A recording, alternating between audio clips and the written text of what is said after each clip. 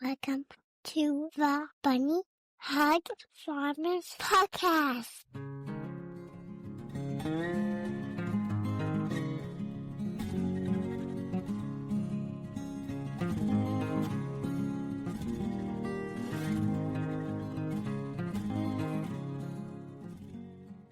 Hi, everybody. Welcome back. My name's Tyler Janin.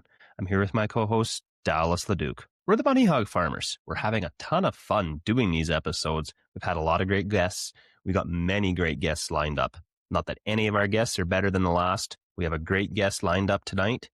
But Dallas, it's near Christmas time. Everybody's always busy this time of year. I haven't been talking to you much. I'm not even answering my phone anymore when you phone me because I'm just every which direction. I've noticed that. Well, we've been hauling a bit of grain, so that's why I call you, because I got an hour drive each direction, and then, hauling to Patterson. And usually they're a fast elevator, but there's a 2.5 hour lineup sometimes there. So I have lots of time to scroll TikTok and phone everybody I know on my contact list. But, the bills got to get paid. The grain's got to go in. So it's just that time. And I didn't want to sell at this price, but the banker said you got to do it. So we got to do it. So, yeah. So what have you been up to? I know you've been playing with your side-by-side, and from the looks of it, you're winning. I hope I'm winning. Oh, what I'm trying to do, if nobody's seen my TikTok, is I got a 2025 Can-Am Defender with a cab on it. I use it all year round, and the very smart engineers, this is total sarcasm, by the way, never put a block heater or a circulating heater or any way to help that engine start warm. They say, oh, it's fine, just run lighter weight oil in it. I don't like the idea of starting something when it hasn't had a little bit of warmth in the block when it's 30 below. So I came across a TikToker out in Swift Current who's a salesman at a Can-Am dealership. And he mentioned in a used side-by-side he was selling that it had a circulating heater on it to help it start in the cold. So I got a hold of him, figured out what it was. So it's a P1 circulating pump. So I got talking to him and did my own research on it. And the little bit of research I did said, put it on your return line for your heater core. Okay, that's simple. The lines are right there. Like, can't get any easier to get to it. So I asked the salesman, is this where it goes when it showed up? He said, yeah, I think that looks right. So I put it in there, get all my air locks out, get it working, pull it up to the house, plug it in. And for whatever reason, it actually warmed the engine up that one time. Then it never did it again. So I got a hold of the salesman and was like, what the heck's going on here? Like, are you just trying to scam me or what's going on? He's like, well, I'm just a salesman. I only sell them. Call my service department. Here's their number and they'll help you out. So I got a hold of the service department and they said, well, that 1/2-inch line that comes down off your expansion tank, put it there. And then it'll loop back and it'll force it through the engine, which how all the lines are ran, in theory, it should work. So I got it all put in, fired it up, and I could hear it starting to circulate. And then my pump kicked out because there's a safety in it. And I look and I've ran out of antifreeze just because of all the air pockets I put in from where I had to remove the pump before, put it back in this new spot. So I thought, well, there's like an inch of coolant in the bottom of this tank. Yeah, it's on the low side, but it should be fine. So then I take the cap off the coolant tank and look in the top of it, and it's kind of set up like a septic tank. So the coolant drops in one side, and it's got to be up to at least halfway for it to spill over and fall into the other side where the drain line is. So I got coolant on the way. When it shows up here, I'll fill it up, make sure I got all my air pockets out, and then I'll make a TikTok video if it actually works, because I made a few and it's all the wrong information. I surely hope nobody's followed what I've done, because It's like you're trying to reinvent the wheel there. And I mean, it isn't bad to have one or two cold starts a winter on little motors like that, but you're on and off your side-by-side between the house and the cleaning plant several times a day. Plug it in, fire it up, easy on the motor. These little bastards are expensive. You don't want to be wrecking it for nothing. So No. I understand completely why you want to have that all done up. Well, exactly. And it's a little frustrating because now I got patches in my return line on my heater core. And the way it's set up, if I just go and buy a complete replacement hose, I can't just buy one off the shelf because it's got molded bends and stuff in it. I'll lose all my antifreeze. There's not really a way to pinch that off. I guess if I do it quick, but I'm kind of thinking about doing it because it uses some Can-Am branded antifreeze that's red and it's this new style oat. And according to the Can-Am forums and stuff, you can't mix it with any other version of oat. So I'm wondering, should I just drain this all out, go to my local Napa, and just buy a common oat that's good for aluminum blocks? Then I don't got to go and buy the 1 liter jug from Can-Am, where my closest one is an hour and a half away. Like a 1 liter jug is like $13. It's not cheap. So, Reinventing the wheel, I say. well, I surely hope it works. So, Oh, yeah, well, that's cool. And should we lead into our guest, or what should we go now? well, you mentioned we got a guest. I guess we better introduce him. We got a guest. I've been looking forward to that. Actually, I'm lying. I look forward to all the guests. But again, when Brad agreed to come on, so I'm going to lead us into it's Brad Ferguson. He's on TikTok. You know him as BF48 Farmer. And I know you've seen his stuff. He's got some cool old tractors. He's the one out there with them old John Deere's with the plows in the front and the wing on the back. And he's ripping snow with them. So I know that's on one of my first videos of his was like, what is that? And he's combining in those extremely steep hills that less of a man would not farm. They look pretty flat to me, but okay, whatever. So I'd like to welcome to the podcast here, Brad. How's she going today? It's going good, guys. How are you guys? Excellent. So just dive into here. Your farm, a bit of a family farm going on there, plus you move some snow. So we just need to know a little bit of history on how that operation is all set up. Okay, yeah, we're up in Maidstone, Saskatchewan, halfway between Lloydminster and Battleford on the Saskatchewan side, of course, and nice black soil up here in places, and it's a pretty good area to farm in. Maidstone was once known for being the hometown of Joni Mitchell and being the canola capital of Canada, so that's our claim to fame up here. Other than that, there's not much else. Well, so how did the year go? The year was pretty hit and miss. The land down south of Highway 16 was good, from good to bad. And every mile you went further north of 16, it just got worse and worse. So by the time you hit the North Saskatchewan River, it was probably wheat was running between 6 and 8 bushels to the acre, and canola anywhere from half a bushel to 8 bushels an acre. It wasn't really good on that end of the field, but the south part was really good. And that's tough. You're like us. We're spread. So when you're spread out that much, it's nice. You get to spread your risk, but at the same time, one side hits and the other side doesn't. It's like, it all could have been like this. Makes it hard on crop insurance. You could have a bumper crop at one end and a total failure at the others. And it just works out to your average. So, yeah, no claim. Yeah, that's the way it goes. So a little bit into your history. Okay, well, I went to public school in the late 70s and graduated in the early 90s, went to Kelsey in Saskatoon, took 2 years pre-employment of ag mechanics, which was a awesome time. I would highly recommend going to post-secondary school, something like that. It was probably the best time of my life. Early on, it was a really good time, so had lots of fun at school and learned some things. And after that, I took 2 years heavy-duty mechanics in Olds, Alberta, and 2 years of John Deere Ag Tech at the same time. It was a course that went together. So, and after that, I spent 4 years working at John Deere, and then I did 4 years at New Holland. So I know the good and bad of all of that stuff. So we could spend a week on talking good and bad of John Deere and New Hollands. Oh yeah, I can't do a lot on the Deere side because we weren't really a big. We had 9600s, 9610s, and besides that, I don't know much. The only tractor we ever had is a 4450, and I've still never seen the love affair people have with them tractors. But that's just my own opinion. Yeah, it's a love-hate relationship with one, that's for sure. Yeah.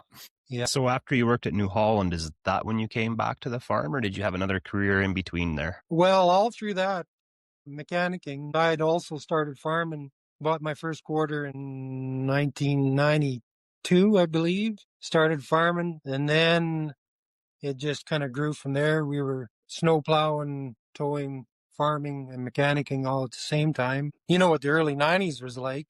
Everybody was, if you wanted to punish your kids, you'd leave them to farm. So it wasn't a spring for quite a while. Quite a while there, people would hear you were farming. They were phoning every spring, wanting you to rent land. And there was long conversations about you must be crazy if you want to farm. So I figured, well, we might as well dive in 2 feet first and we'll see what we can do with that. So started renting land and buying more land, and things just started to grow from there. It was an easy time to grow because everybody was wanting out. So it seemed like only the crazy guys were wanting in. And that was we did the same thing here when land was offered. When land was offered to us, we didn't have any money, and then we had the good years, and land went through the roof. I'm just happy we have what we have, and now I'm going to try to pay for it. That's my goal, is to try to keep what we have right now. Plowing snow in the oil patch. You said you've been doing that for a while, and let us know what you've been doing that with. Some of the stuff I know what you're doing it with, but some of the listeners get pretty kicked out of this. Yeah. Okay. So the snowplow and towing, we started out with the old John Deeres. I think Dad started in 1965, 68-ish, snowplowing for the oil companies here around the area.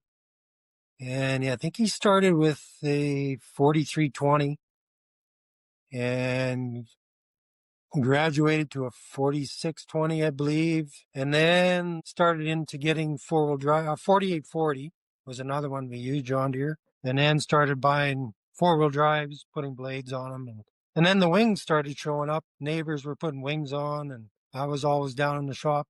I'd rather be trying to put a wing on than feed Dad's cows, so I'd be down there welding and making wings and ripping them off on the weekend and stuff like that.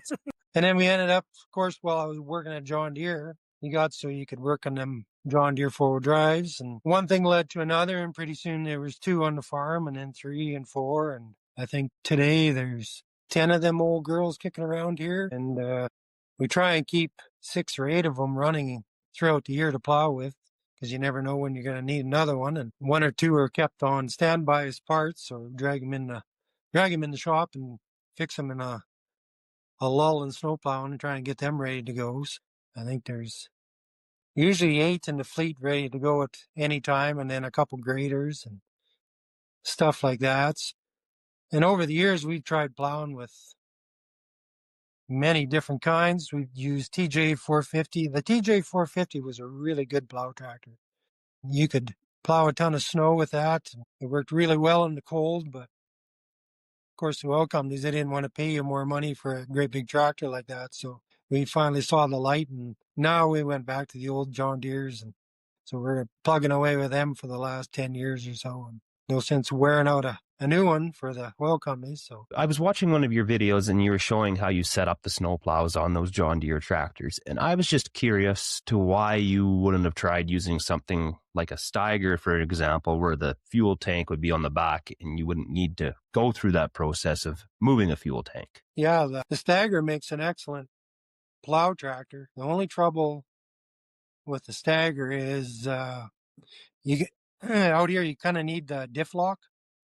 And the Steiger has that limited slip, which is okay until it's not, until you come sliding backwards down a hill with a loaded tanker behind you or something. Everybody's running for the bushes. But no, the Steiger is like, if you get an Allison automatic Steiger, PTA, what are they, 5280 or something like that, 325, they make a really good plow tractor, but just not having that diff lock. Sometimes you're out 2 a.m, you'll come out of a lease and kind of plow down into the ditch, and then whoops, can't back out.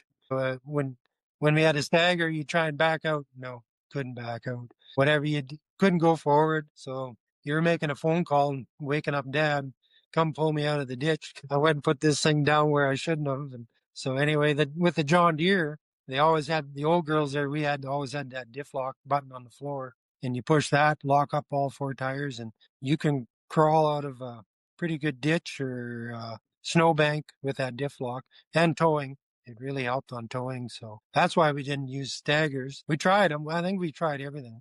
Well, that's just experience talking. Yeah. 30 some years of plowing, we find out what's good and bad. So that's just, say, I was kind of like Tyler. Well, you must know them old John Deeres. I wonder why he's using them old girls, doing all that work modifying them. But there's a plain and simple answer for it. They work better. Yeah. And them old John Deeres, they're so compact, so you don't have a real long nose, and your weight is balanced throughout them really well. So when you put your blade down, you're not getting that dipping and bobbing you do with a long nose tractor. and you're not lifting all that weight off your back tires either. So it's balanced really well. I know Ken doesn't like plowing with them. He'd mentioned one time on a TikTok there something. He didn't know how that guy could plow with a yard full of them old John Deeres. I know as soon as you get a blade way out in front, it causes you a lot of problems. One day we did a reverse catwalk down the hill. We tried out a new blade for Grouser. We put it on a TJ 450, started heading down the hill. Next thing you do in the reverse catwalk. Well, what happens when your back tires come off the ground? There's no steering involved. Yeah. So down the hill you go, looking for the blade kind of works like a rudder then. Yeah. The blade's working like a rudder as you're going down the hill. Yeah. So on them old tractors that you're running, I'll just come out and say it. I know literally nothing about John Deere tractors other than they're green with yellow rims and not what I like. So are they articulated or are they crab steering? Those ones are articulated, yeah. So that articulation on them, when we take off that tank on the side and then you mount your wing frame where that tank used to be, you go right through the cast in the center, and it bolts to the cast in the center of the tractor and the dozer mount. And then the mast is right there. It lifts the wing. So when you articulate that tractor, actually the wing swings out of the way and it doesn't interfere with the steering on that tractor at all being articulated. So it actually works really slick. The grader's kind of the same way. The newer graders that pivot in the center, the wing swings out of the way too. So same principle on that. And then we actually didn't mount the tank on the back till probably 5 or 6 years ago. We kept running out of fuel. You'd go out and you get, I should get 8 hours out of this. And pretty soon you get busy singing the songs and plowing away. And next thing you know, 8 hours has gone by and you look down. This is not good. It's minus 40 and the tractor quits. So you know what you do at minus 40 when the tractor quits? You go to the nearest pump shack and you haul there till the pumper shows up. Yeah. And you scare the heck out of him. Yeah. Or you call Dad. Yeah, you call Dad. Well, that only worked now. Back then we had bag phones. So of course, if the tractor died, you had no, and you tried cranking it until you killed the battery. So then you were looking for a warm spot to hide. Yeah. So off to the pump shack you'd go. And I tell you what, when that pumper rolls in and sees a tractor sitting there, he doesn't think nothing about it. Must have died. But when he opens the door in that pump shack and you say good morning, he really gets scary. He jumps right out of his winter boots. Yeah. I'm guessing you've done that a time or two? Yeah. I spent the odd night in the pump shack waiting for the pumper to show up. So back in the bag phone days were the days that would happen. But now with the cell phones, the way they work now, it don't matter. You can phone anybody. As much as I hate my cell phone, they are handy. You can call me, but I won't be much help. But you can call me. You got my number. Yeah, we can just. I'll be there for moral support. Moral support till somebody shows up. Yeah. Yeah, I'll keep you entertained. Yeah. Well, there was the odd oil hauler too. I'd phone them and tell them to come pick me up. He'd give me a ride home. So you got to know who was working days and nights out there, so you know who to phone to come rescue you. That's for sure. But we spent many a night laying in snowbanks fixing rims that have fallen off. And I actually have a TikTok where we broke the front axle off the tractor and we drove it home with we put a counterweight water on the back and it lifted the front end of the tractor up so we could drive it home just on 3 sets, on 3 wheels there. So it was, I remember watching that one too. Yep. Yeah. Quite the sight coming down the highway with only 3 wheels, but she made her home. And then you dive into the back of the shop here where all the parts tractors are and find yourself a new trumpet housing and an axle to throw on it. Be have her going the next day. So do you prefer duals or singles on the tractors? There's a TikTok about this. I already know the answer. I know the answer too, but I want to hear the nitty-gritty answer. Duals or singles. Actually, when the temperature's right, it doesn't really make any difference. The traction is about the same. The only good thing about the duals is when you have a flat tire, it's not you're sitting waiting for a truck to come and fix your tire. You can usually limp home on that flat tire, but sometimes on a real narrow road, you can slip off with those singles and it's hard to crawl back out. But it doesn't really make a difference.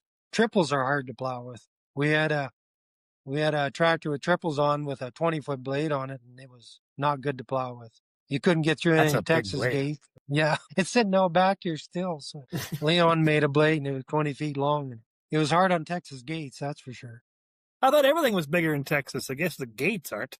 The gates aren't big enough. So when you send your guys out to go plowing, do you send them in pairs, or is every man every which direction and he's on his own? Every man for himself. No, they're usually 5 or 6 or however many guys there are at the time. We'll head out and have a couple hundred well sites to plow. And that radius would probably be 20-mile radius in a circle, give or take a mile or two. And so you're never really that far away from somebody else normally. At night, when you get called out by yourself once in a while, sometimes you get 2 guys out at night, but most of the time there's somebody a mile or 2 away that can help you if you have trouble or stuff like that. Something goes wrong, there's always somebody. Do you got FM radios in the tractors and you can yak back and forth, or?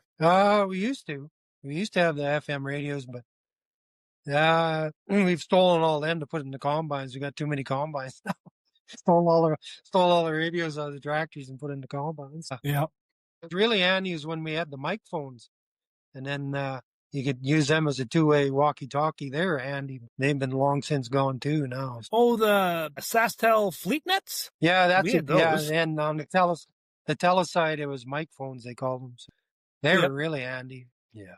That kind of leads into my next question. You run a fleet of combines, and they are not new by any means. Some of them are an old black stripe New Holland combine, so that's pre-2008. That's getting down into 2004 range. Well, he's also got a deer from the 60s, I think, in the fleet there, too. So most guys have the idea that they need to be running something a little more modern than that. Not that there's a whole lot that's changed on them. What's your point of view at running an older machine like that?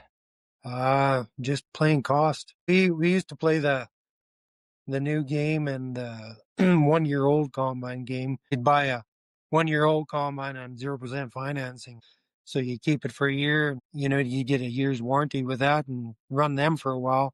But the last probably 10 years, when you used to get that combine and you trade it off, you'd pay your hour difference, and it wouldn't be too much over that. You'd had to pay to upgrade to your next one. But then it didn't take too long where they started asking for $10,000 extra and 20 and 30 and 40. And pretty soon it was $100,000 more just to play that game. So I got tired of that. So I went to the old combine route. Well, I'd worked on them for years working at New Holland. So why not run some old ones again and get them tuned up off season and put them in the field and see what happens. So I think there's 7 970s, and they're varying in age from 2002, which I think is the first year they come out, all the way up to the last year, I think is 2004, somewhere in there, 4 or 5. So there's a bunch of them. There's one 9090, an 8090, 2 8.9s, and one TR99. And that old 7720. I didn't actually buy that Penalty to use box. as a combine, but yeah, the penalty box. Well, and the 109 John Deere, that one. That's the penalty box, that one. The 7720, I'd actually bought that because the motor in it fits all my plow tractors and my one grader. So if I ever had engine trouble, it was a cheap motor to acquire and pull out of it. So we brought that home. That's a long drive from, I think took my son 3 days almost to drive that home. I refused to get a truck. I said, it's a good summer break for you. You can head out on an adventure. We drove down, he hopped in the combine and headed for home. And I thought it actually went faster than it did, but he phoned me about an hour later and said, this thing only does 12 miles an hour. I said, well, you have a long adventure ahead of you. So I think about 3 days later, he showed up in the yard. So the motor was good. It ran all that way. I was really happy. Yeah. Then when it got here, it was in such good shape, I said, well, I'm going to try this thing out. So we ran her for a couple hours this fall, and it worked really well. So, but I wouldn't want to go back to running one full time, that's for sure. But anyway, back to the New Holland. So we spend a week or so, a couple of weeks, I guess, actually, before harvest and getting them tuned up. And then usually within the first day or two, we end up acquiring our parts combine, which will travel around to the various fields, and we scavenge it throughout the harvest till we get to the point where it won't run anymore. And You've then taken something important off of it. we've taken something really important off it, and it has to stay somewhere. And then we travel back to that field and get more parts until we can't get anything else off of it. So it actually works out pretty good that way, having one that's you can use as a parts combine, because you know what it's like running old stuff.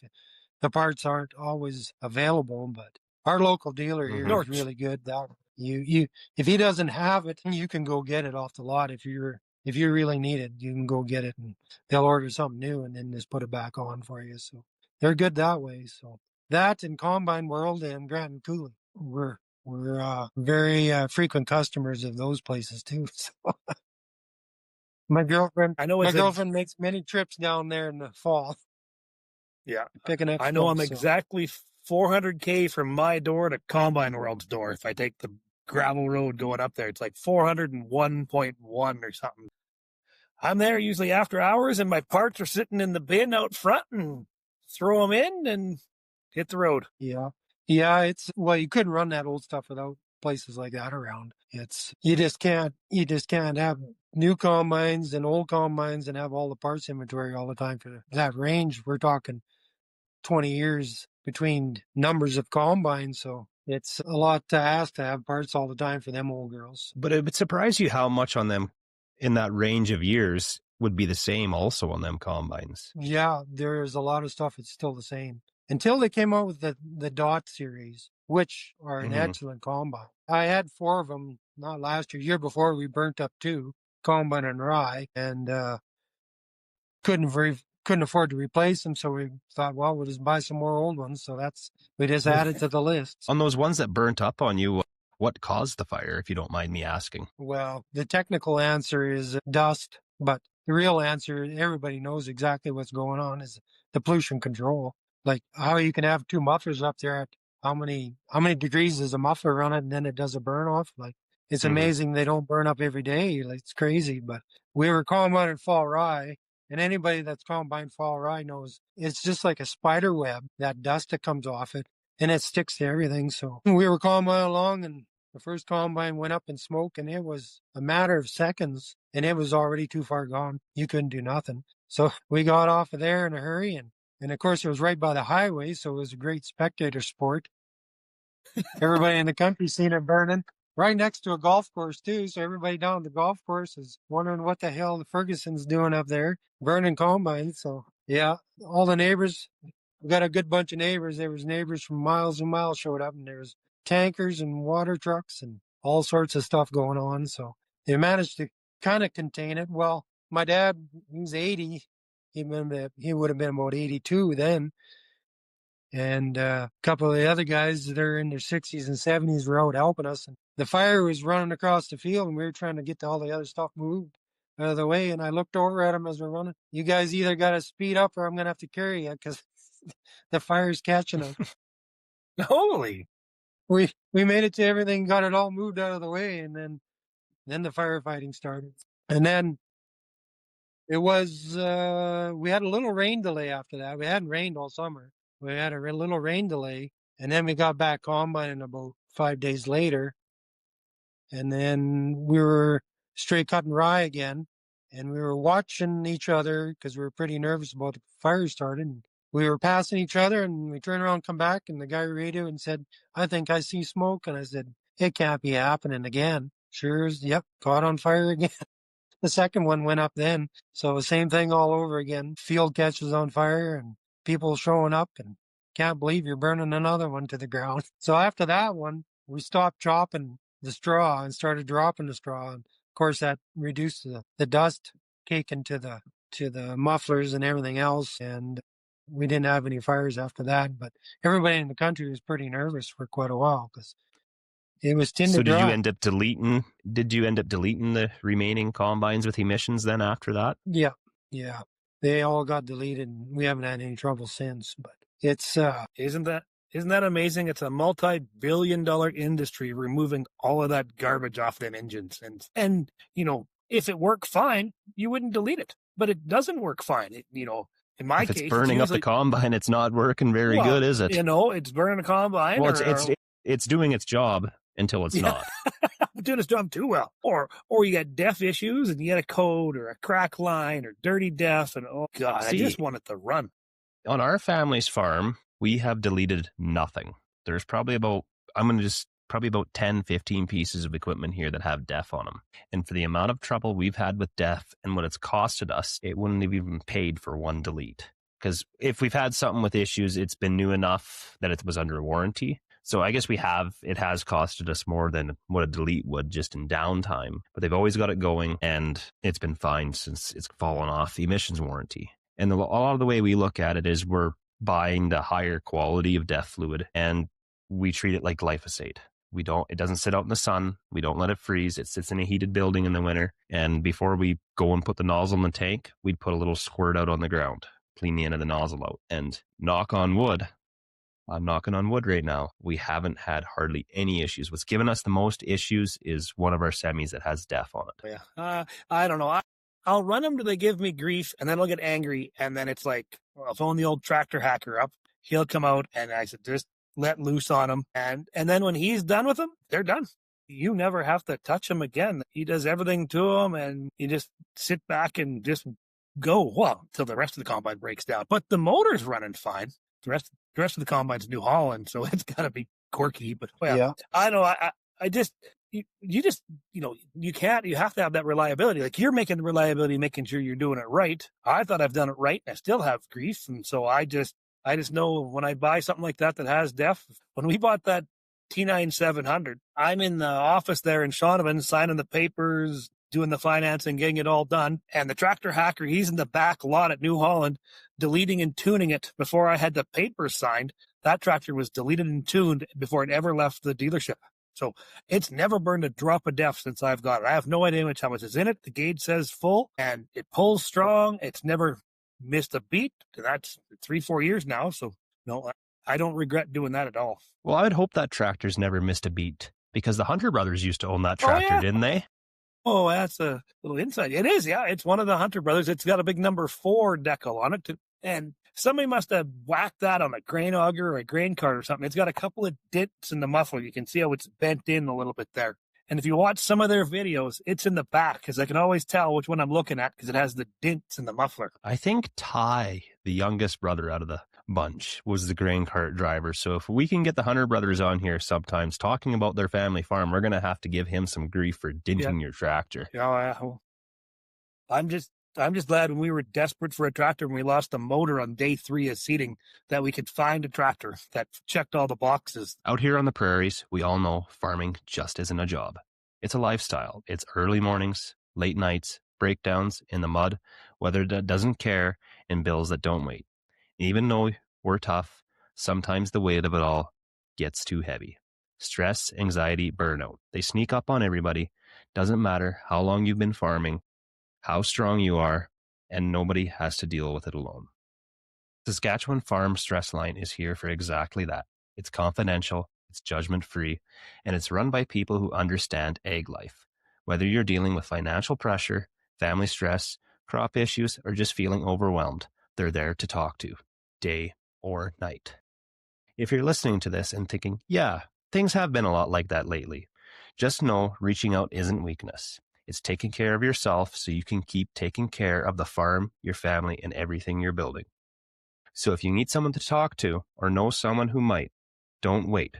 Call the Saskatchewan Farm Stress Line anytime. The number is 1-800-667-4442. Well, actually, that I'll tell you a little, not a secret. The other day, something happened here on the farm, something that I'm not going to share with anybody, but something I had to talk about and I had to get off my chest. And it had me bothered to the utmost end, but it was something I didn't want to talk to anybody about. You don't know about it. Nobody besides really my wife knows about it. And I was at my wit's end, and I got thinking to myself, I need to talk about this. I have to talk about this besides just with my wife. So I actually called that number the other day, and because I needed to talk to somebody. And I talked to a wonderful lady there who, I almost say talked me off a ledge, but, it really helped me talk through a lot of things. And like you said there, judgment-free is the correct words. Like, something happened, nothing major, but nothing major, but major at the same time. And it was something I didn't want to talk to my buddies about, didn't want to talk to family about, but I had to talk to somebody about. It was the best 15 minutes of my life, just to be able to let a lot of stuff off my chest that, nobody's going to judge me, and she had the right words for the conversation. She knew where to lead to. She 100% and above and beyond, because I've never called that number before. I've never had a reason to. But that day, at that time, I did. And, you're the only person besides my wife that knows I called. I guess the whole rest of the podcast does. Something I couldn't talk to other people about. It was something I needed to talk to somebody that was a little more trained in the profession than just talking to some buddies. So that I had to talk to somebody else. And so that was a little hard for me to admit to it the first time that I was going to do it. And then I come in the house and sat down. I know the number by heart. It's 1-800-667-44442. And I dialed it. And 15 minutes later, I walked out of the office. I was sitting right here. I had got off with my chest, and I'd heard what I needed to hear. And it really helped. It's just something I had to do, because or if I wouldn't have done that, I don't know how I could have continued on the next day. Well, I'm patting you on the back, Dallas. I'm glad you're able to call that number. That's great to hear. There's certain things you can say to your buddies. You can say to your family. You can say to this. But there's certain things, and that was one thing I didn't want other people to know. I still don't want them to know. They're not going to know. But I needed to talk to somebody. I needed to talk to somebody that knew what the hell they're talking about, that knew how to handle incredibly stressful farm situations. That's what it was. And that's exactly what I got. I got the trained professional. I got the talking that I need. I have no idea what that lady's name was. Don't care. We'll never know. All I know is it was 100% worthwhile. Because, if you're holding in something, guys and gals out there, you're just going to turn yourself into a ball of knots. And that's what I would have become. So I had to do something. I called that number, and it just, talked me through it, got me through it, and kept me going, kept me straight and focused and aimed, and gave me some solutions. And she had solutions, because I wasn't the first person to ever call with that issue, but I had the call. Perfect. Got you off guard on that one, because you didn't know that. I don't blame you. No. So, Brad, you got a very interesting piece of equipment there that I've always been curious about them since the day they come out. I actually have driven one on Farming Simulator. Never got the privilege of driving one in real life, but you have one of those self-propelled Vermeer balers. So you just mentioned here earlier in this episode that you started dropping straw because you were having fire issues, so you wanted to cut down on your dust. What pushed you towards a Vermeer baler, and what are the likes and dislikes of that baler? Yeah, the Vermeer is, it actually turned out, if you've seen some of my videos, there was some disappointing things and some really good things about it. But the Vermeer baler is kind of like, once you get in it and driving, it's like going from a pull type, like a 915 or a 7721, and jumping into a new case or a 8.9 or something. You don't want to go back. So once you've had a self-propelled baler, it's pretty hard to go back to one you pull behind. And everybody's like, how do you see the pickup? You can actually see the pickup way better on that self-propelled baler. It's got a camera system there. It shines right down on that pickup, and you can drive all day long and look at that pickup 100% of the time and see what's going on. One of the good things about that Vermeer is it has a hydraulic drive pickup on it. And so if you plug it, you can just hit a button. It'll reverse it out of there. Never unplugged it by hand. The pickup part once. It was always able to back the stuff out. So that was really handy. The bale chamber part, didn't have any issues with it. It worked really good. The transport of it, it has a road gear. It is fast. You can zip around the country really fast in that thing. It travels nice in the field. It's smooth. And like you guys had mentioned earlier, we have some really good hills. They call them Vic's Hills. And it is steep down there. And that thing just climbed them hills like a little billy goat. My daughter, Jolene, she was driving it. I said, how are the hills? Oh, they're fine, she said. Up and down and went. So it was really good that way. But of course, like anything new, you got the odd issue with it. They wanted to catch on fire just like the combines, quite regular. So, of course, we had to get it deleted. Why anybody would put a burn-off system, muffler system in a self-propelled baler right in front of the bale, chamber, and pickup. So all the dust and straw flips up into that area and they're full of straw. Like engineering school they need an overhaul of engineering because it was a bad design there. So we deleted all that. Guy come out, deleted it. We ran a straight pipe right out the top where the exhaust should go.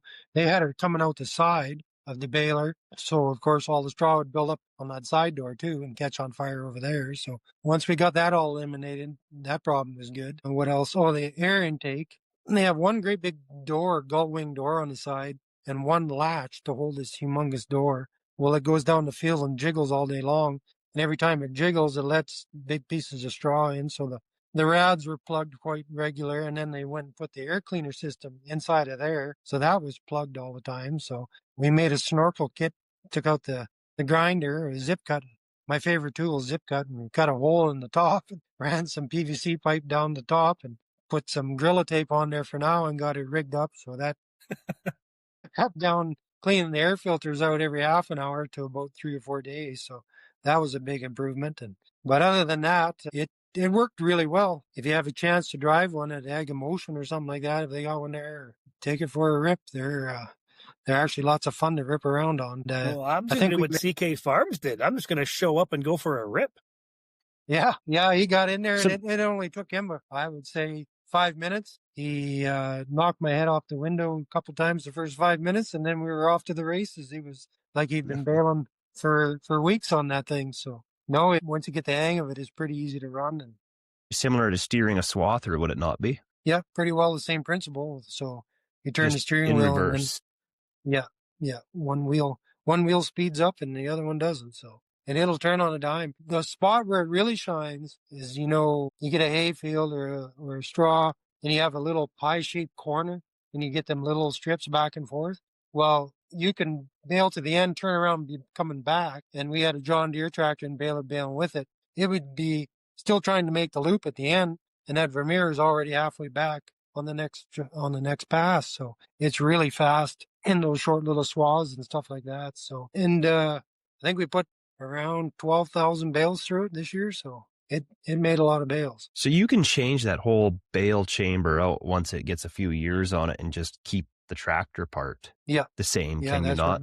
Yeah, you can unhook that. That's the one thing that scares me about them Vermeer self-propelled, that up here in Canada, you're actually the first one I've ever seen anybody talk about online. But there's such a small market up here, at least in my area for them, that if you were to trade it every few years, if you're one of those people that likes to trade iron every couple of years, you'd have no resale on it, or it'd be a hard thing to trade because of the no resale. And when you get rid of that old bale chamber, what do? Do you send it to IPSCO and just have it crushed? Like that's where I see the benefit with a tractor unit is there's going to be somebody that's going to buy that tractor unit, because anybody who needs a baler typically owns a tractor already. Yeah, you need to be making a lot of bales to make it pay. It's the thing. I had tractors and balers, but we were always needing a tractor for the auger, and it's on the baler. We need a tractor for something else, and it's on the bale mover. And so we got to the point where if this thing can bale a bale and a half to one bale of pull type one, it'd be well worth it, and it'll make bales quick. So for me, with that many bales, it's worthwhile. And then the tractor part really shouldn't wear out. It should run a long time. Hydrostatic drive and a Cummins engine, and it seems to run really well once you delete it. It didn't have any troubles with that part, so I'm hoping that part is going to run a long time. The chambers seem to be rock solid, and hopefully next year we'll get another year out of it. Not too much trouble. So did that show up new, or you bought that used? It showed up new, yeah. We were the first ones to drive it, so we tried burning it up within a day. So. I'm sure Vermeer loves that. Yeah, I don't suggest that for anybody. It's too much excitement. Yeah, especially on the baler. Like, where do you start? And you had Vermeer reach out to you because some of your videos and stuff, and I don't know if they have questions or compliments for you. Yeah, we're gonna find out here. We got a little bit of warranty work, and we'll see how that goes. But it's like anything new. You get the bugs worked out of it, I guess, and they're telling me they got some changes for next year. One thing they do need to put on it would be GPS.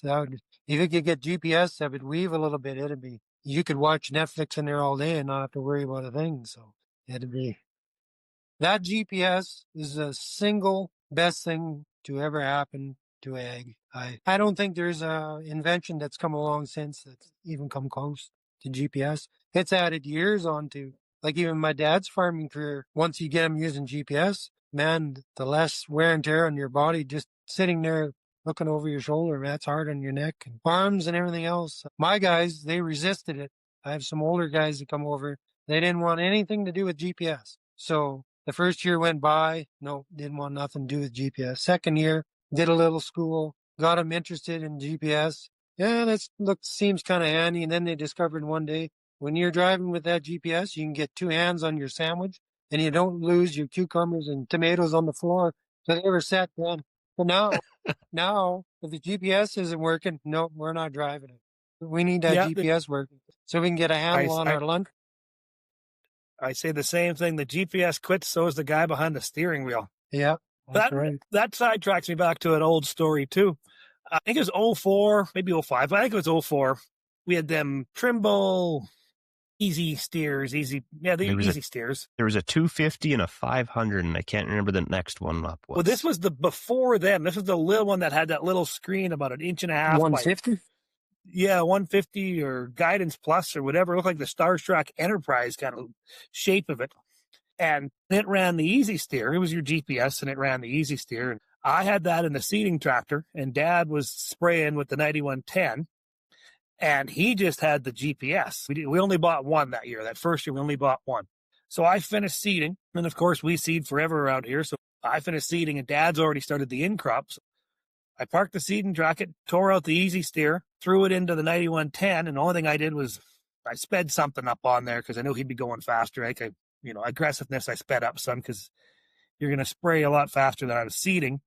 Dad went out and sprayed a couple of tanks. He pulled in the yard and come walking up to the shop to me there, and he's like, "Oh, man, did we screw up when we bought that easy steer?" And I was thinking to myself, what the hell? Like, this works like phenomenal. Like, what do you mean we screwed up when we bought that? He says, "Why didn't we buy two of them right off the bat?" He says, "You're not getting that back. We're buying another one because I'm keeping that in the sprayer. I'm not going back to chasing that stupid light bar." Like, it was just...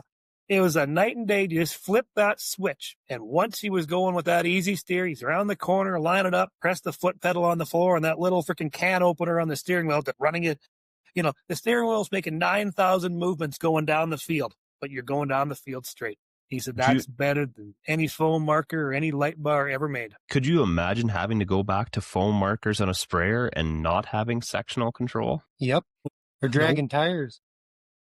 When I started, you had to drag a tire. Wasn't it people with planes that have two spotters at the end of the field, and you'd make your pass, and then you'd walk over your 40 feet or whatever so the plane can line up on you on the next one and get to the end of the field, and there's a guy down there at one time? Yeah, they held an umbrella or something, didn't they? And they had a life expectancy of like 20 years less than an average person. Those guys aren't around to talk about how great GPS is. if they were... We used to have to stand at the end of the field. Okay. We used to have to stand at the end of the field and wait for the plane to come along. And every once in a while, you get an earful full of Lors band or something like that, or Desus. And then you're running for the water pail in the half ton. It wasn't that long ago. Yeah.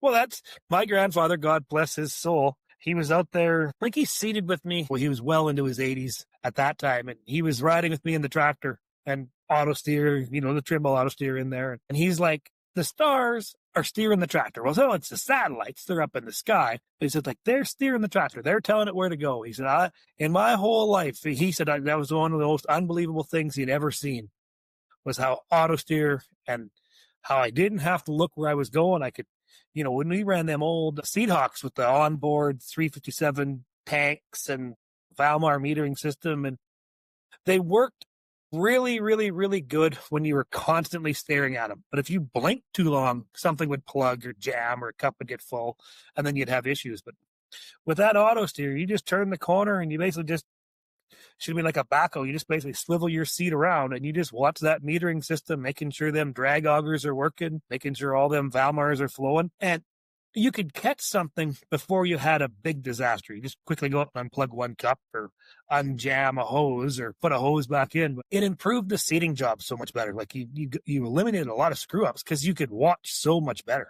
Yeah, the only place the GPS doesn't help us is down in my steep hills. There's so much side drag on them drills and tractor that you have to hand steer it down there. Otherwise, you get that wide gap halfway up the hill. So I think the new GPS has probably solved that problem, but I'm a long ways from I that. think, yeah, on our little drill with the Versatile, we can put John Deere implement guidance on there. And basically the toolbar will tell the tractor where the tractor needs to be to keep the toolbar straight. And then but again, that's $17,000 we're not spending this year. So we're going to have misses next year again, too. Yeah. Well, one thing that can help you with that is if you set your bar distance, like from your globe to the center of the implement, and then from where your drawbar pin is to your front row of shanks. If you set that up, that helps dramatically with your drift. Okay, Tommy, make note to set the drawbar distance. Get the tape out, Tommy. Get the tape out. Do you know how to read a tape, Tommy? Oh, Tommy knows how to read a tape. So back to the baler, like, do you have a lot of cows you need that many bales, or that's just a sideline business of selling straw? That's a sideline business. Dad got, when I quit feeding cows, he got rid of the cows. So that was back in the early 2000s. So yeah, they were gone. So, and I got thinking there's this product out there. The guys are in need of it up here. Like there is lots of cattle in this country up here, and they're always looking for straw. So I figured if they're looking for it, I might as well be selling it. So you can take that money you get from the straw and put it back in as fertilizer. And up here we grow a lot of straw anyway. It's not like down south where It's not like, you can have straw up here 6 feet tall. So some years, what do you do with it? It's harrow country up here. I still cultivate sometimes on a wet year. We'll cultivate in front of the drills. It's just, you got straw to manage, and 1 foot spacing on the drills, you still can't get through it. So yeah, we'll cut her short, bale it up, and you still have 4, 5, 6 inches of stubble in the field. A lot of years. This year there isn't, but yeah. a lot of years, and you'll get 2, 3, 4, 5 bales to the acre on a really, really good year, and you still have lots of stubble to catch snow, and there's a lot of nutrients in that 6 inches of stubble and root system down there for the soil to use anyways. And then you get such a mat of straw up here. In the spring, it takes forever for that soil to warm up, and sometimes you just gotta get rid of the stuff. Oh, yeah, and then especially if you found a market to get rid of it, and you can, some of these days, every day, if you can turn that into a profit, yeah, you're going to buy a little extra fertilizer maybe if you need it. But meanwhile, in between there, that profit in the middle is kind of what people are after. Yeah. Yeah, and the way the grain prices are going, you got to look for every advantage you can get. Yeah, I wish I had some straw to bale now, I'm thinking. So another interesting piece of equipment you have on your farm there is you have mother bins. Those are in cool, my yes. area, there is none of them around here. I understand what they are, but do you want to tell us your idea behind them and what their purpose is? Sure. These are the mother bins come out of South Dakota there. They're a group of good people to work with. And I saw them guys over in Australia, and I'm like, our problem up here is trucking. You just can't have enough trucks, right? On a good year, you get the crop in the ground at the right time, you get a really good crop. Trucking is always the problem. And this seemed like it would be a good fit for us. So I got my first one here, and it's 4,000 bushel plus. And the back tires steer, so when you're transporting it down the road, when you get to your corner, you can turn your back tires. You can turn on a really small approach. It'll just steer right in, and you line her up, and the combines, they'll either dump in the mother bin if they need to, or the cart will come back. And with the cart and the mother bin, it works really well together. You fill the cart up, the cart comes back to the truck. Well, of course, when you're unloading in a truck, you're supposed to load legally, in quotations. Yeah, the air quotes are going there. Yeah, the air quotes are going heavy. So you're loading a truck, and you don't want to spill it on the ground. So it takes more time to be careful, and you don't really want to dump really quick on top of your slopes. And so by the time you're unloaded, you turn around, well, there's 2, 3 combines waiting. With that mother bin, you pull up with that grain cart, and you can unload into that thing as fast as your grain cart will go. It is amazing how fast you can unload, take off back, catch the combines. Nobody's really waiting. And then I like selling grain off the combines to the elevators. If I could sell it all off the combine, I would. Some years we do. If you have custom truckers in, anything like that. I hate making them wait. So when the mother bin's in the field, you got somebody running the mother bin, the custom truck show up. It's a matter of 4 minutes, a Super B, 8 minutes, depending on who's loading it. You can load a truck really quick, and you can get the weights down pretty close out of it too. works good that way. You can put, say, your combine in the morning, you got wet grain. You can dump it in one half of the mother bin, drier grain in the afternoon, dump it in the back, and you can open your flaps inside and you can blend that grain right out of the mother bin into a truck. You can blend yourself dry grain, or if you want to just haul strictly wet grain out, you can pull out of the front where the wet grain is, whatever you want to do. So it's handy that way. So you can pull out of different sections of the mother bin? Yeah. Yeah. You can pull out of the front section or the back. And my mother bins have the wheels on them. I know the other kind there, when you pull into the field and the wheels lift up and it sits on the frame. Mine sits on the wheels. So if you plan your course through the day and you have a half a mother bin and you want to move half a mile down the field because you're in a full section or something, you can drive in a straight line, no problem, down the field with some grain in your mother bin. You can't with the other ones, they got to be empty.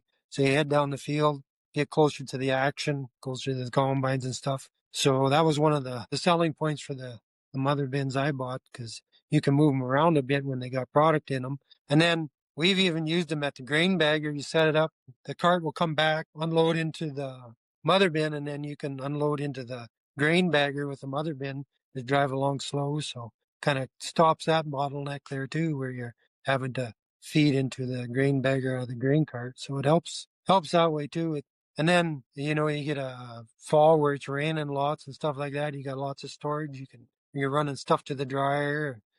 It just seems it fits our farm anyway. It's probably not for everybody, but the way we use it, after the first year, I'm like, how did we get along without it? So we ended up getting another one. So sometimes we'll split the combine crews into two. When the canola's ready, we'll send a bunch of guys. They'll do canola. The other group's still working on peas or wheat or something like that. They can each have a mother bin, and it works out pretty good that way. So was your second mother bin, you got a bigger one? Yeah, it's a 6,000. It's quite a bit of difference when you get from between 4 and 6. It takes quite a while to fill that, but it's really handy, and it'd be hard to have a harvest without them now. I don't know how we did it before. We probably cut half of our super bee fleet in half. Just when the truck shows up, you can load and leave. It just makes a big difference, right? You're not waiting for 500 bushels before you can leave. It's as long as that cart is full and the grain and the mother bin's full, you load up and you leave right away. I'd often thought with them it'd be nice thing about that, especially up north, or even when we've had some later falls, like you might be able to combine later into the night, but you ain't going to start before hardly noon the next day. So, you can, if you could fill them, I always thought you'd just fill that mother bin later into the evening, tarp it, call it a day, fire up early in the morning and just start hauling it out before your field is fit to harvest probably too. Yeah. Yeah, if we have both the mother bins, the carts, and the semis in the field, there's 30,000 bushel storage before you take anything to a bin. So, if you have a good day, you fill that up, and you wouldn't even need a truck. But it's worked out really well. It's something I wouldn't be without now. And then some of my guys running combines, the older guys, they like to go home earlier, like 7:00. They peel out, head for home. So we'll shut down some of the trucks, and the truckers will jump in combines, and we'll combine till 12, 2:00 in the morning or later. Fill the mother bins, and then when the trucks show up in the morning, they can just start hauling out of the mother bins. So it works out really well that way. 30,000 bushels. Oh, that's a dream. When you're in a poor crop, 30,000 seems like lots to me. So I'm thinking, geez, I'm just pulling a tandem axle trailer. That's 30 loads. That's more than I haul home in a day. Yeah. It's surprising when you get, like 11 combines going within an hour. It's surprising the amount of bushels, even on an average crop, that you turn around and you blink, holy smokes, the mother bin's full, the grain carts are full. I better start phoning the trucks to show up, because it doesn't take long. So, although the last couple of years, you put the mother bin out there and you can combine for 2 days and not fill anything yet. There's that end of it too. We had that with triaxle trailers. Yeah. Yeah. Yeah. You use the front end of the triaxle for the morning and the back end for the afternoon. Yeah. Makes for a long day. I'm hoping them days are going to be soon behind me, guy. That's taking the stress level on this place to the utmost level. But, now that we've covered something cool, there's one other piece of cool stuff I've seen in a few videos. You have a black big bud. I don't know if that's factory, but that looks pretty damn cool. I got to hear more about this big bud. We call that one the Canadian edition. I think it was just before COVID hit. I was watching Welkers there on YouTube, and they're here they come rolling across the screen with that Series 2 big button. I thought, man, that's the coolest tractor I've ever seen. I thought that was just the greatest thing. So I got looking around and I phoned down to Montana, and they ended up finding this one in Texas. It come out of Texas, and it was a total wreck. Like, the cab was rusted out. The floor, the sides of the cab were rusted out. It had that 1150 Cummins in it. You could look through the block and see the other side and then see the ground through the bottom. It had a gripping hole in the side of it. All the tires are rotten. The paint was bad. Transmission, it didn't seem like it had all the gears it should. Yeah, everything was bad on it pretty well. Nothing left of the interior. It was just totally patched. I said, well, that's something I'd be interested in. It's right up my alley. It's totally wrecked. I love dragging other people's junk home, so we got it shipped up here. And so then the fun began. We kind of sat around here I think it sat here for a year. And then COVID hit, and we thought, well, what are we going to do? Everybody was here. We were looking for something to do, so we started in on that project. And of course, the Series 2 Big Bud have that skid in them. So the front panel where the batteries are folds down out of the way. And then the batteries, the engine, the radiator, the transmission, everything is all on that skid. So you remove the hood, flip the front pan down. I think there's 4 bolts on the frame you undo. You undo the back drive shaft, and then there's 1 wiring harness and a couple cables, I think, and a few little odds and ends and trinkets. And then you hook onto that skid in there and you just pull the whole works out the front. So that makes it pretty easy to pull the engine out. So we got the engine out of it. We acquired a 1150 Versatile that Combine World had, and it had a decent engine in it. So we brought that, pulled the engine out of it, and then we ended up not using anything else. So we got rid of the rest of the tractor. We had the engine done, and we got looking at that standard transmission in that big bud and thought, that's not going to cut it here with all the hills and stuff. So we got looking around and decided we were going to put a Allison automatic in it. So a buddy of mine tracked down an Allison. I think it come out of a service rig out of the oil field. We got it here. Then we needed a bell housing, so we tracked down a bell housing out of Mississippi, I believe it came from. So we had that shipped up. Got all those pieces assembled and put back in. I had a friend of mine sandblast the tractor. We did a bunch of body work on the cab, totally gutted the cab out. Put all new interior, fixed all the rust, put a air conditioning unit, self-contained unit up on the roof. GPS, of course, in it. A seat out of a TR combine. A bunch of digital gauges and new tires all around, fixed the rims. What else did we do to that thing? Some other odds and ends. Painted it black. Didn't know what color. I didn't really want to paint it white because everybody's got a white one. So seen a picture of I don't know if it was AI or what it was on the internet. There was a black one, so I figured that was pretty cool. Had it painted black and reassembled everything back in the shop and got it running. Then discovered that the transmission we had got needed a wet bell housing, and we had got a dry bell housing. So that didn't match up very good. So we had a test run of about 15 minutes and leaked all the oil out of it back to the shop. So we had to pull that transmission back out. But the cool thing is the hood flips up on that tractor way out of the way, which gives you great access. And also the cab jacks up. So you can jack the cab up totally out of the way, stand it up in the air. You can get underneath there and work. So you can stand up underneath there and work away. And it didn't take us very long, a couple hours. We had the transmission back out. And we ended up having to get a transmission out of Texas. A friend of mine tracked down this place down in Texas that does nothing but these old Allison automatics with no electronics on them. And I said, well, this is going to cost a fortune. What's it going to be? And he said, you're not going to believe it. So a totally reman transmission out of Texas shipped to my yard was $12,000 Canadian. I said, well, how can you go wrong for $12,000 for transmission like a power shift? That wouldn't even, you'd spend that much just getting the tractor split. So they sent this transmission up And the guy, we were talking to him on the phone. He said, "What are you going to put this in?" I said, "Well, it's going in a big bud tractor."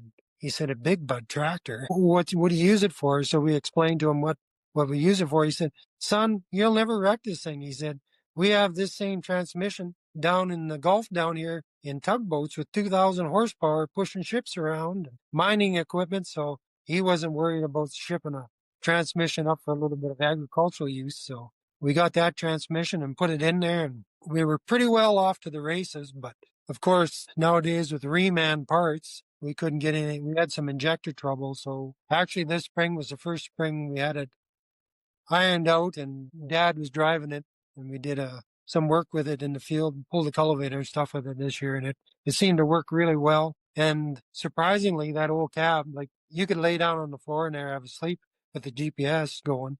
You could have a good nap, and it is so quiet in there, it's unbelievable. Like I had some T700 tractors like you have, Dallas, and the cab is quieter in this old bud than they are in those New Hollands, which surprised me.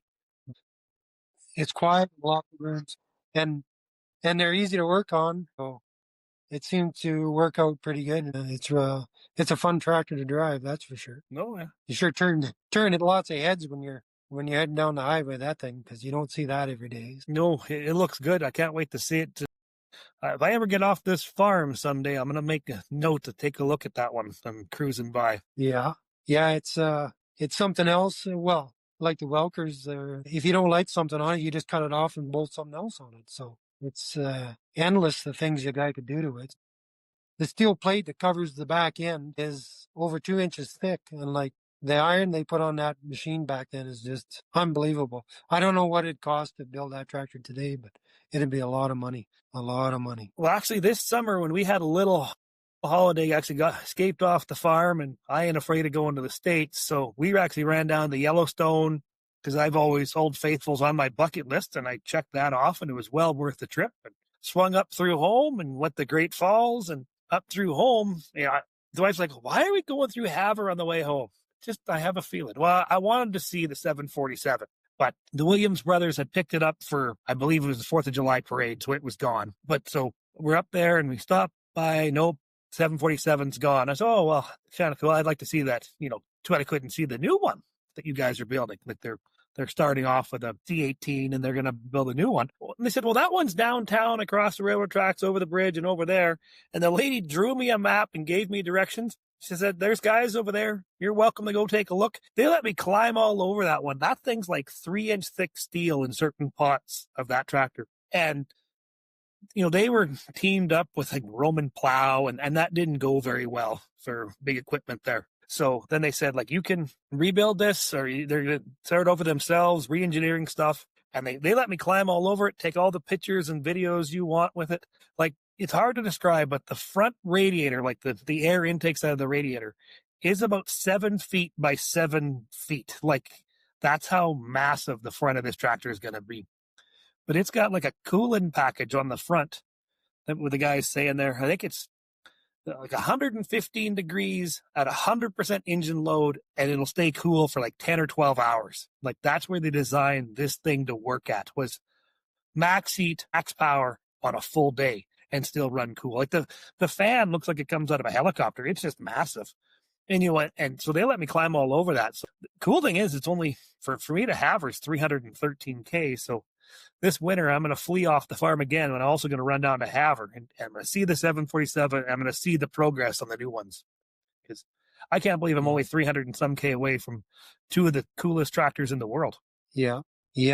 So if you want to flee, Brad, you can come join me at the border. Ron was I'll in... show up on your doorstep one more.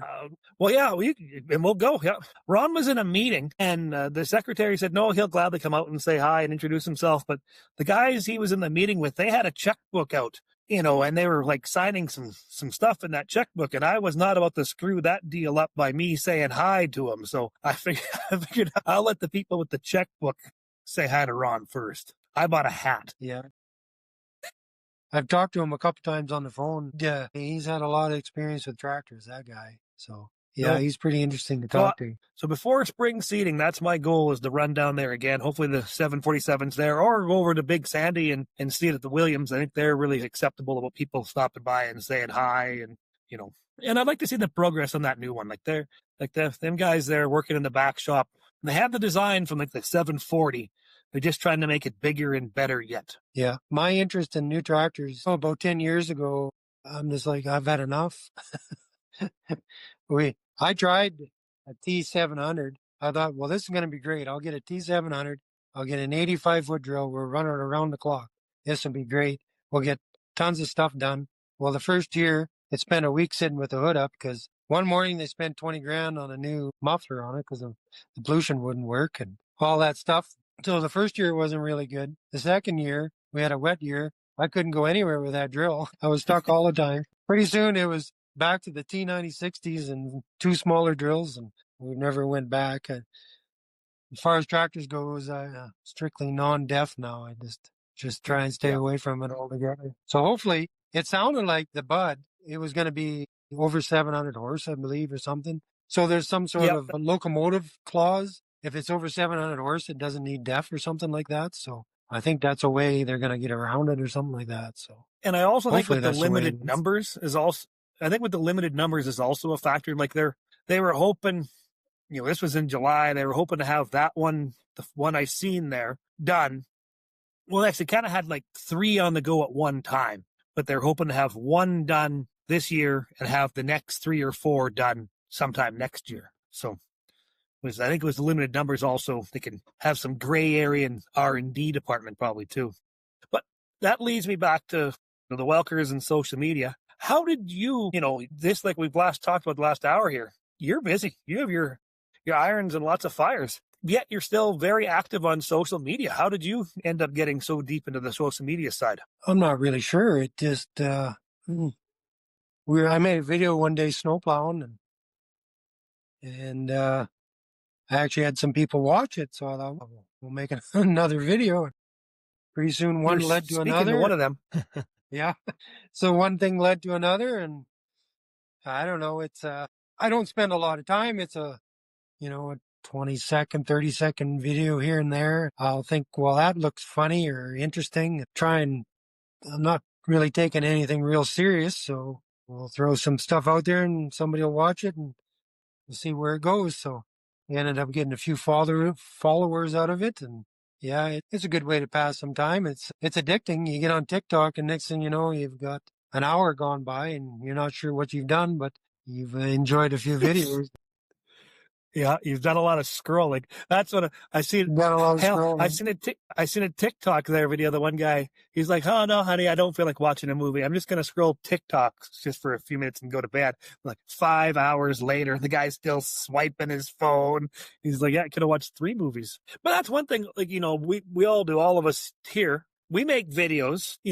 For trying to be entertaining sometimes, but also trying to be informative on what we do or what we've done on our farms, or helpful hints and tips and tricks that, man, if I can give somebody a trick and save them a breakdown or save them hours of fixing or not cause a breakdown, that 2 minutes I spent on making that video is, in my mind, money well spent. Yeah. I have a tendency to take the zip cut to stuff and make things easier. So there's the odd video on that too.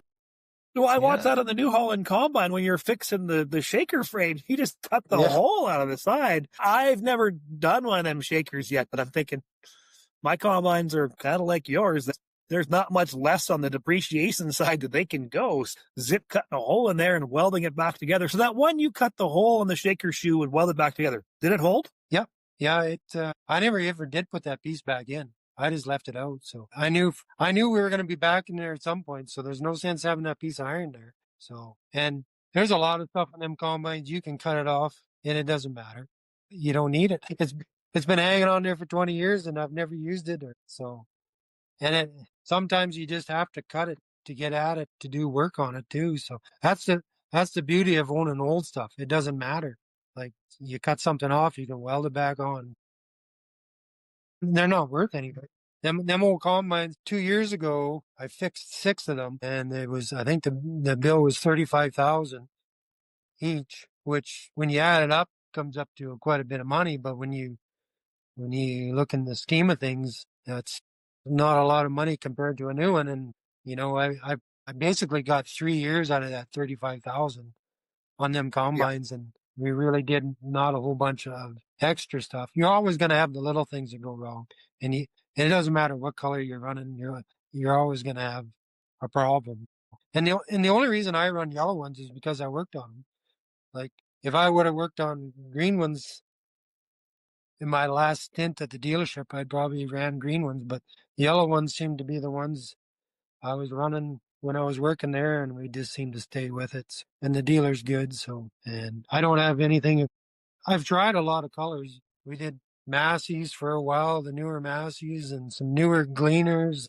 We've demoed some new John Deeres and stuff, and yeah, they all have their good points. Ran some cases for a while. They all are good and bad at certain points, so it doesn't seem to matter what you're running. I know when our newest 9090 showed up, which is only a half a year newer than the other ones. And it actually, when it showed up, it actually had more hours than the two old ones we had.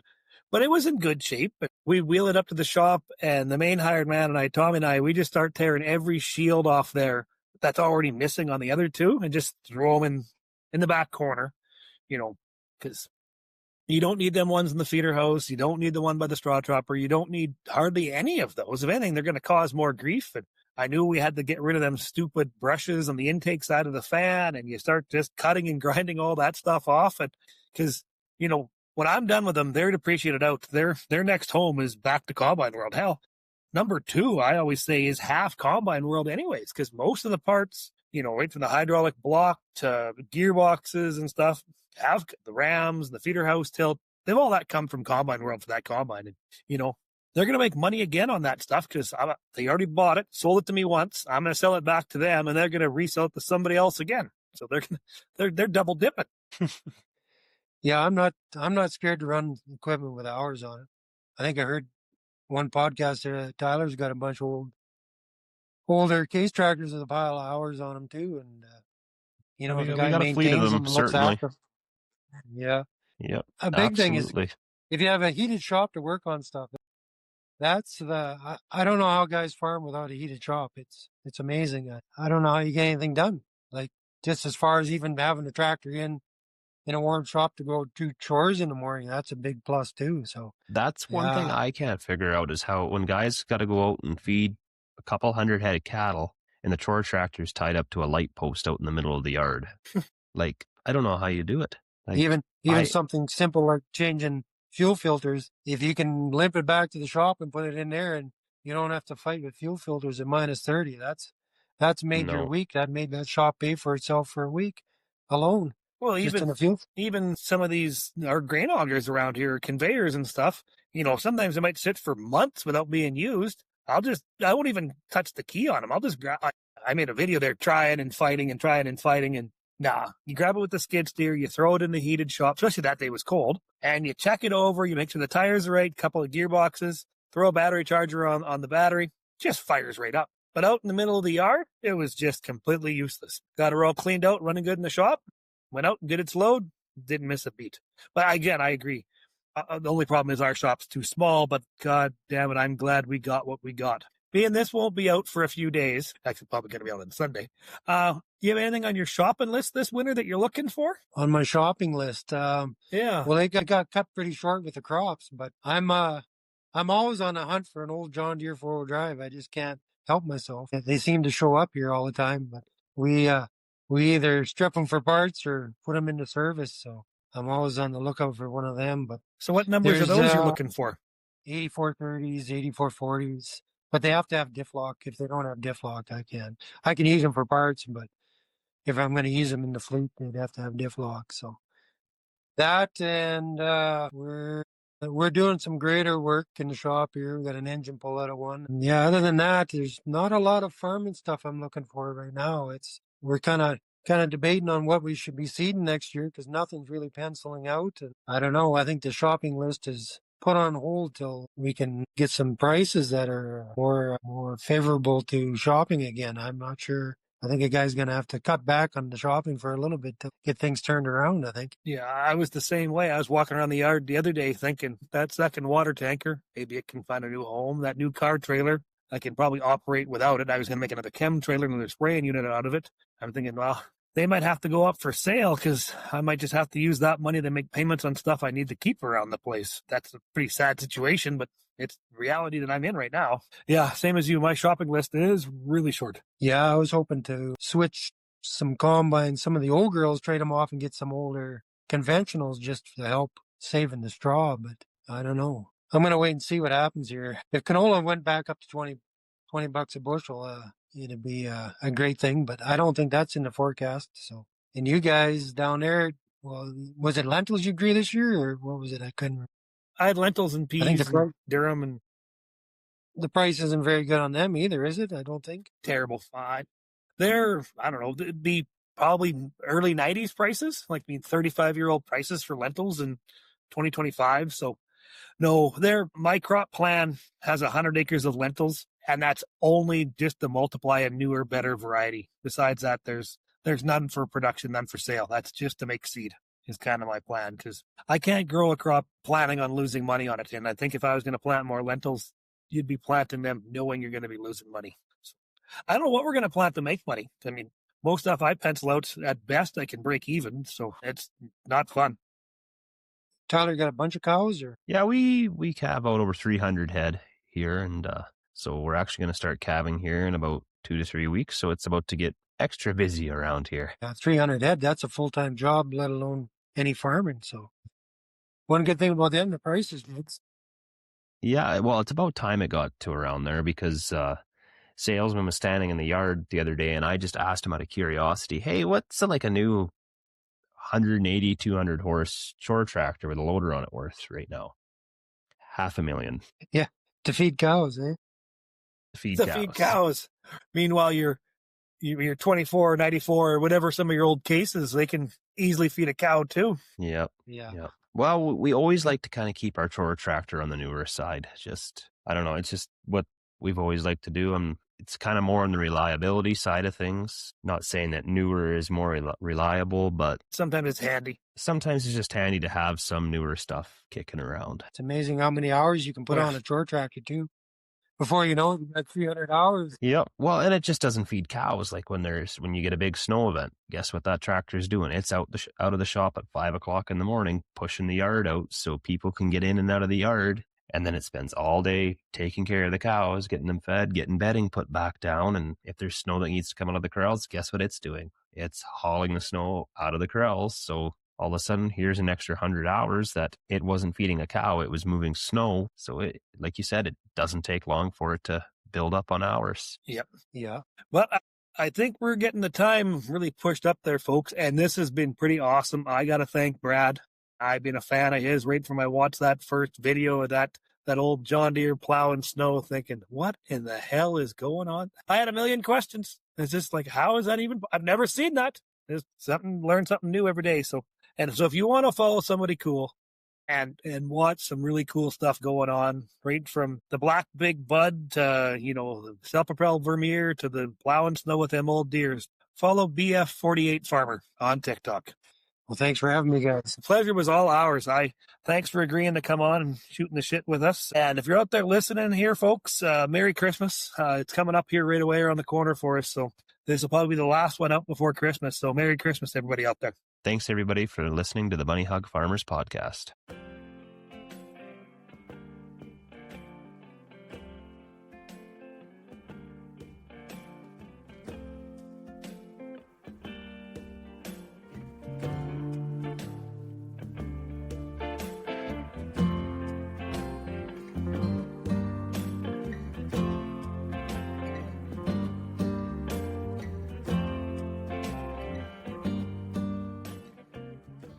Hi, everybody. It's Tyler Jane in here. I want to thank you for listening to the Bunny Hug Farmers Podcast. If you want to reach out to us, you can reach out to us at bunnyhugfarmers@outlook.com. Once again, thanks for listening to the Bunny Hug Farmers Podcast.